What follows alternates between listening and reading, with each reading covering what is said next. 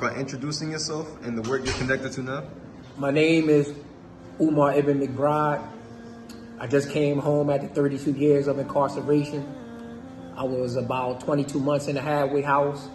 I'm now part of this organization called the Prisoner Survival Network. You spent 32 years incarcerated. What was the hardest part of that experience for you? Well, the hardest part of that experience was being a father from a distance. My son was killed before I came home, and that was like a difficult point for me, realizing that occurred, and I never really had the opportunity to be in society with him beyond the 5 months that I had experience with him. You talked about a moment that changed you. The first letter from your son. What was that moment like for you? Well, it was surreal. I actually hold my first letter from my son after such a long time. Almost 20 years in, reading his words, what he said to me, it was surreal. It was like something that was different. That I always wondered what he was doing in society. And when I came home, never having an opportunity to venture and have a stronger connection with him. What did he say in that letter that stayed with you or shifted something in you?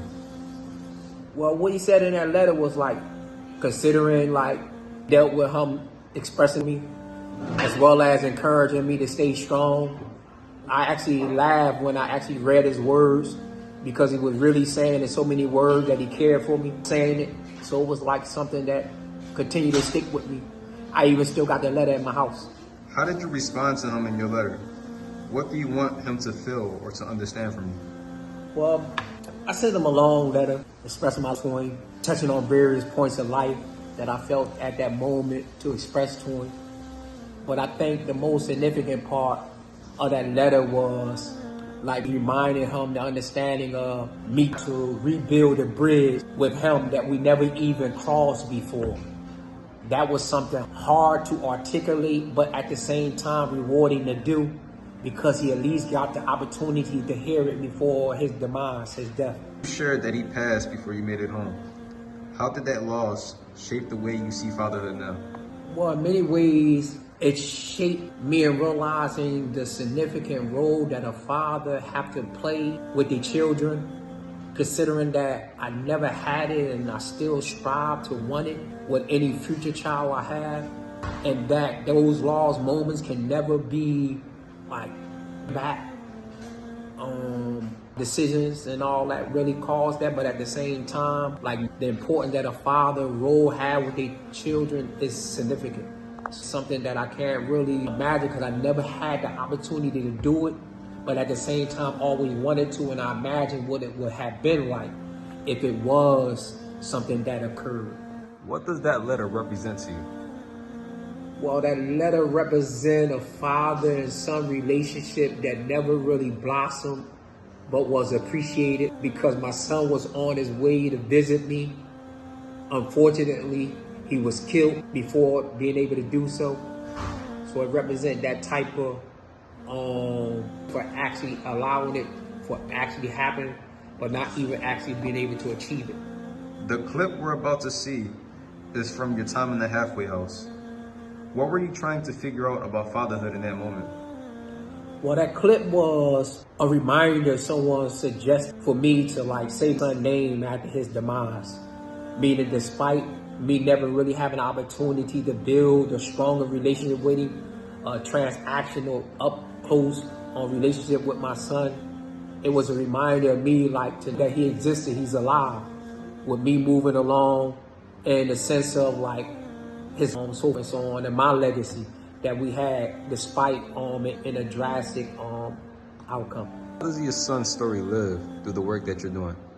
Well, it lived through that I learned about his deeds and continue to say his name, knowing his mother, doing his name, his brothers and sisters, his grandmother, just keeping his name alive amongst his good deeds, and and ultimately the next life we have a favorable outcome for himself.